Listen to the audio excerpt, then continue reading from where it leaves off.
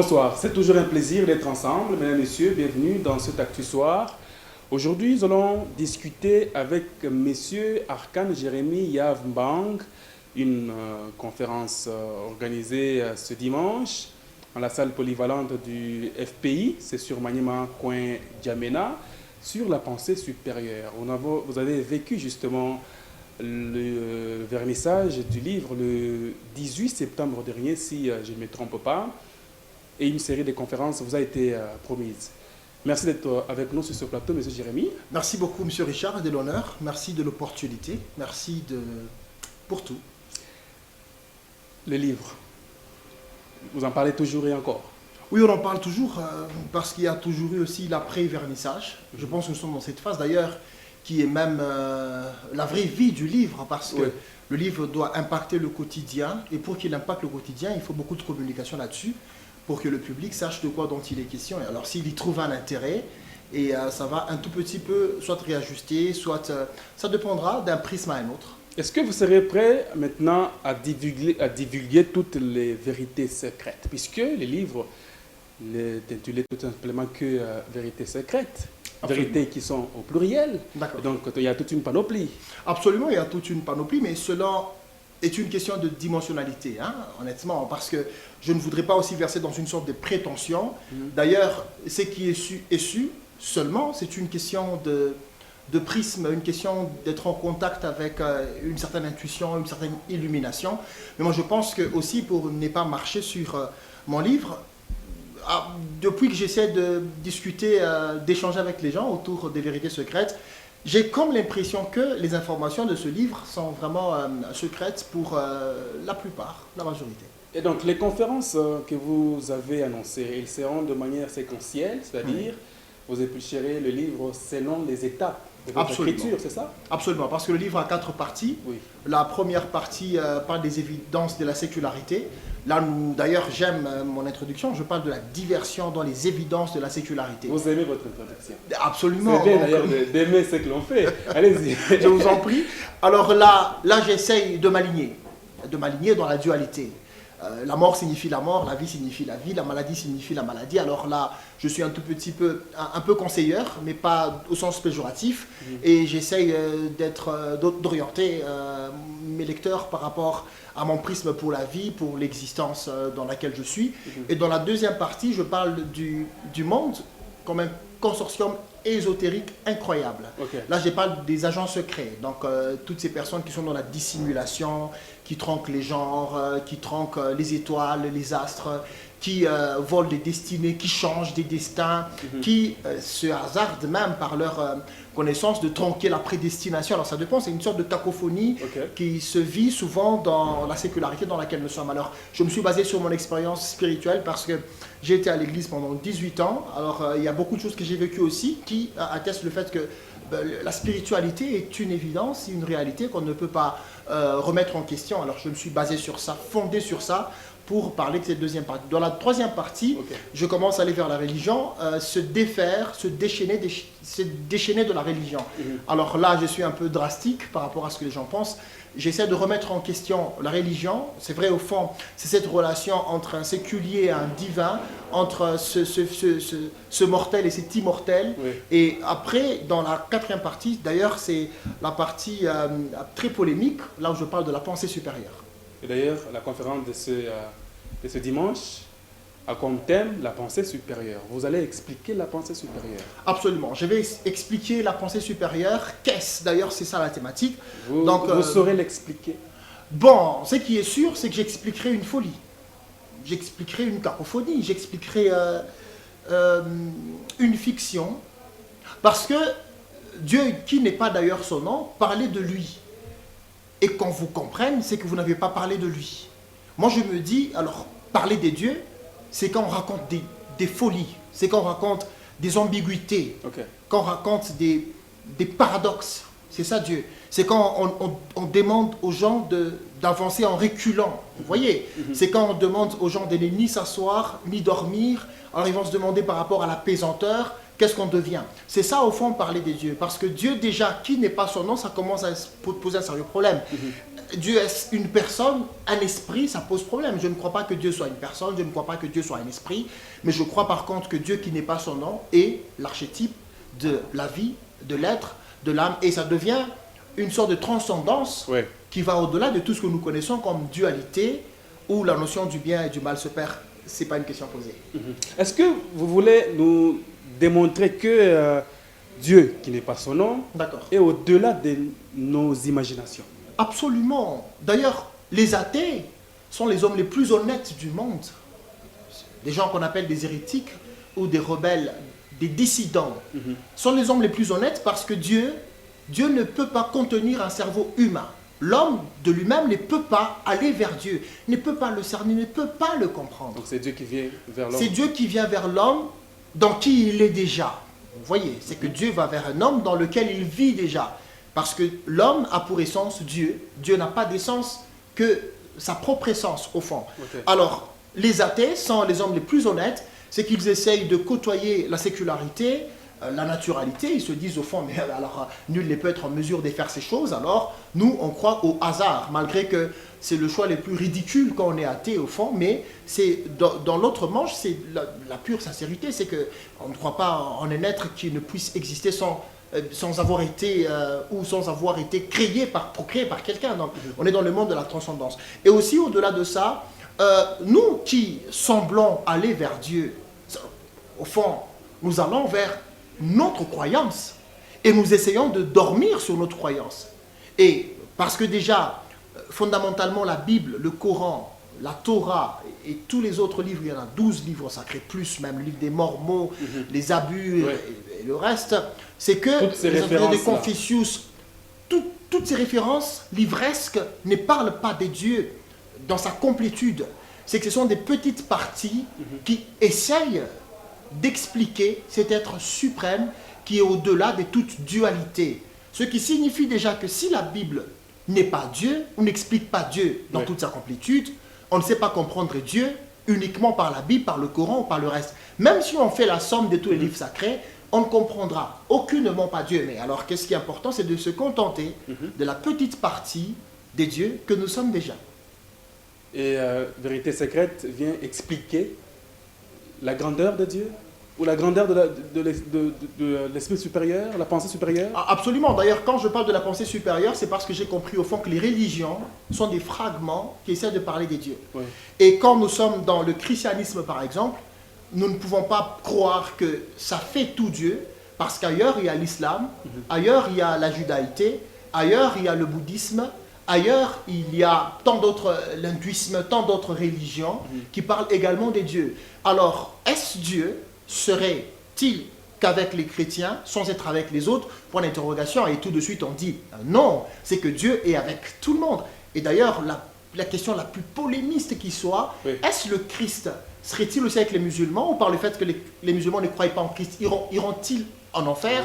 Ce sont des vraies questions. Quand on voit le Christ comme un individu, on va croire qu'ils iront en enfer, alors que l'enfer n'existe que par sa croyance. Mais quand on prend le Christ comme un niveau de conscience, on comprendra que toutes les religions au monde tournent autour du Christ qui n'est pas un homme, parce que Christ, Jésus n'est pas chrétien, Dieu n'est pas chrétien enfant. Alors quand on commence à verser dans ces questions, on est dans l'unicité des dieux, qui n'est pas son nom, on est dans la pensée supérieure qui est la seule divinité unique, adorée, pas d'une manière à se prosterner ou pas d'une manière à marcher selon certaines stipulations, mais le fait pour nous d'exister est déjà une adoration ou une vie qu'on rend à celui qu'on appelle ou à celle qu'on appelle la pensée supérieure, qui n'est pas aussi son nom, mais qui n'est que mon appréhension pour cet être qui n'a pas de nom, de qui on parle.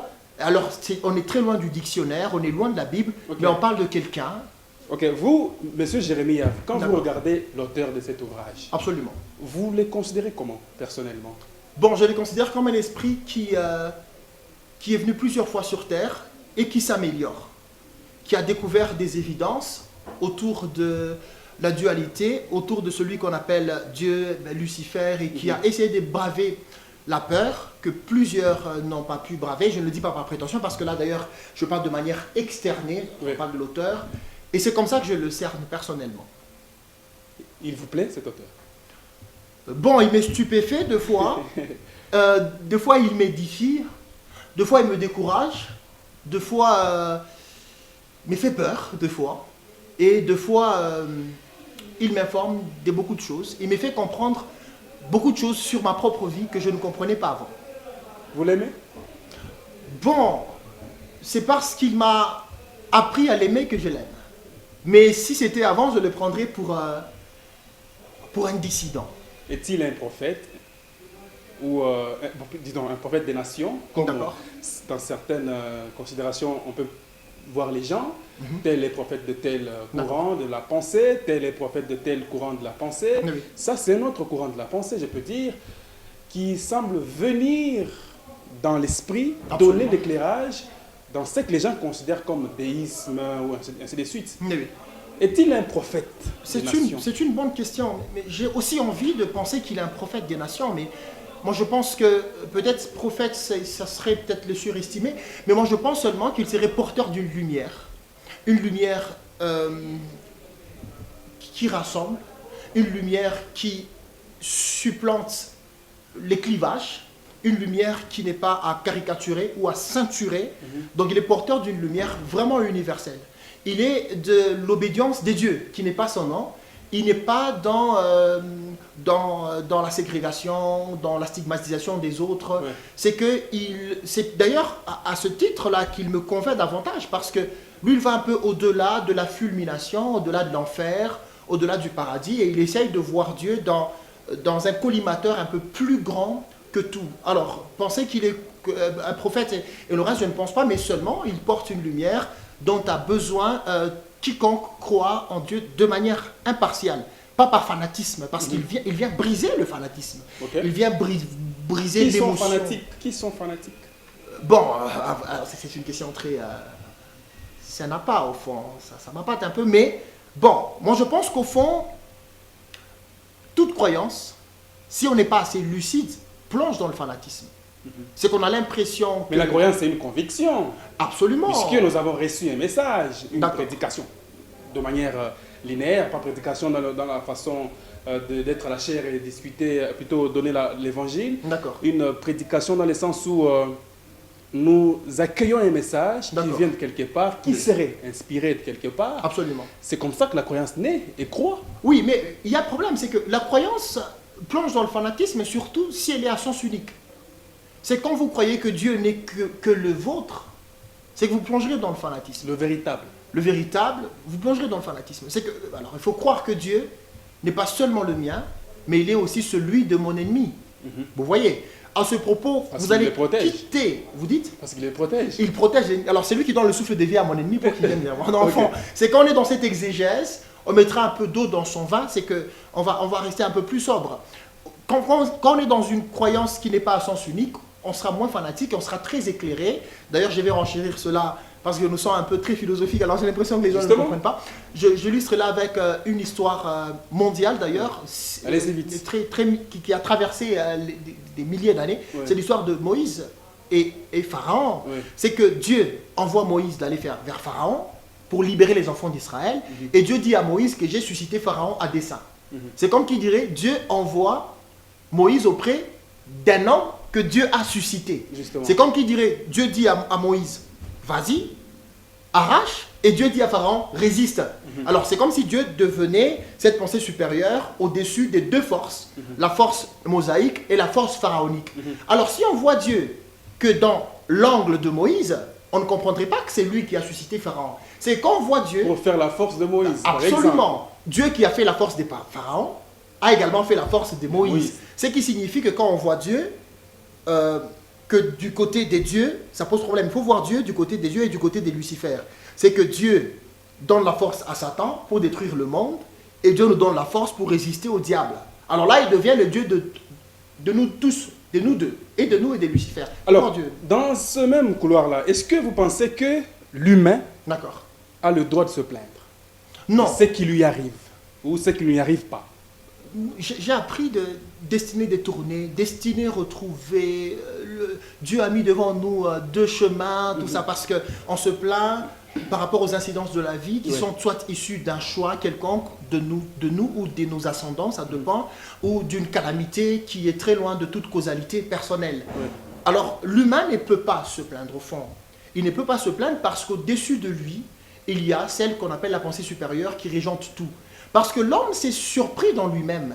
Okay. L'homme ne s'est pas amené sur terre. C'est Ouais. que l'homme a été surpris dans lui-même. Il se surprend qu'il est sur terre. Alors, c'est papa, c'est maman, c'est Il n'est Richard. qu'une c'est le reste. conséquence. Il n'est qu'une conséquence. C'est que la cause qui est Dieu, qui est la pensée supérieure, s'occupe non seulement de sa naissance, mais de tout son vécu ainsi que de sa mort. Donc, Ouais. se plaindre signifie une mécroyance, ou encore se plaindre signifie seulement qu'on est humain, qu'on est aveugle, qu'on ne sait pas voir ce qui vient après. Mais ce livre est important, pourquoi? Parce que c'est un livre qui essaye de sonder la dualité. C'est qu'au fond, c'est parce qu'on est malade qu'on guérit, c'est parce qu'on est au chômage qu'on retrouve du travail, c'est parce qu'on est... C'est qu'il y a des indices de la vie qui nous permettent d'interpréter l'avenir selon le présent, parce que l'homme est au même moment dans le passé, dans le présent, dans le futur, au même moment. Qu'est-ce qui va motiver les gens à consommer l'esprit de ce livre? Ça va motiver les gens à consommer ce livre parce qu'au fond, on ne doit pas être aussi faux. C'est que Dieu n'exauce pas nos prières. Dieu fait ce qu'il veut. On ne doit pas être faux. La RDC a des sérieux problèmes. À plusieurs reprises, on a dédié la nation à Dieu. À plusieurs reprises, il y a plusieurs églises en RDC, mais disons-nous la vérité sans chercher à farfouiller. Rien ne va. C'est qu'au fond, on comprend que la solution serait ailleurs et que Dieu peut-être a déjà répondu. Rien ne va ou c'est ce qui doit être? Absolument, mais on ne doit pas se comparer aux États athées. En France, 51% sont athées des Français. Mais la France ne peut pas se comparer économiquement, nullement, à la République du Congo, qui est plein de croyants. Soit on doit faire la part des choses, la croyance c'est pour des choses célestes, pour des choses invisibles, mais quand l'invisible ne sait pas impacter le visible, on sent qu'il y a un sérieux problème. Ce sera ce dimanche. Toutes les questions viendront. Évidemment. Sans complaisance, j'espère. Sans complaisance, sans prétention aussi, parce qu'il ne faudrait pas que je vienne en prétentieux. Ce n'est qu'un livre, ce n'est qu'une pensée. Les gens qui vont venir, on va échanger. Et chacun va tirer la Ce sera conclusion. un échange d'expérience, Oui. ou de vision, ou de conviction. Du tout. Conviction, vision, expérience, flair, olfaction, connaissance, mais sans prétention aucune, on va échanger. Sans conclusion. Sans conclusion, absolument, la conclusion, chacun va la tirer sur son âme. Merci, Jérémy. Je vous en On prie. rappelle déjà que ce sera le dimanche. Le dimanche, à la salle FPI. salle FPI de 16h. Donc le dimanche 9, c'est dimanche 9, Justement. dans la salle FPI. Donc dans 2 jours. Dans 2 jours, de 16h à 18h à FPI. Ce sera suffisant, vous pensez? Non, ce n'est qu'une première conférence. Il y a toute une série à Kolwezi, à Kinshasa. Mais ici, ce n'est qu'une première, juste après le vernissage. On va revenir d'ailleurs. Merci Merci. beaucoup. Merci pour tout. C'est la fin. On se revoit la prochaine. Merci.